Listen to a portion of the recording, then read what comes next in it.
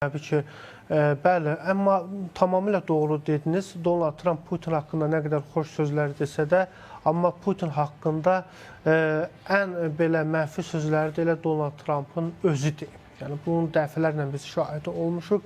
Alyaska görüşündən çox məyus olmuşdu. Həmçinin Rusiya ilə Vladimir Putinə apardığı telefon diplomatiyasında mənfi sonlanması Donald Trumpın Rusiya haqqında mənfi siyasətin formalaşmasına gətirib çıxarmışdı. Qeyd etdiyim bəyanları, təbii ki, Donald Trump ilin axırına kimi Putinini məcbur edib hərbi təzyiq yolu ilə danışıqlar masasına əyləşdirsin. Bəli, buna nail olub. Onlar görüşəcəklər. Amma Putin də dediyim kimi 5 region yox, bir regionu istəyir və digər ərazilərdən geri çəkilməyə çalışır. Amma düşünürəm ki, burada yəni çətin vəziyyətdə müəyyən qədər Ukrayna və Avropa qalacaq. Çünki Donald Trump Rusiyanın bu təklifi ilə razılaşa bilər.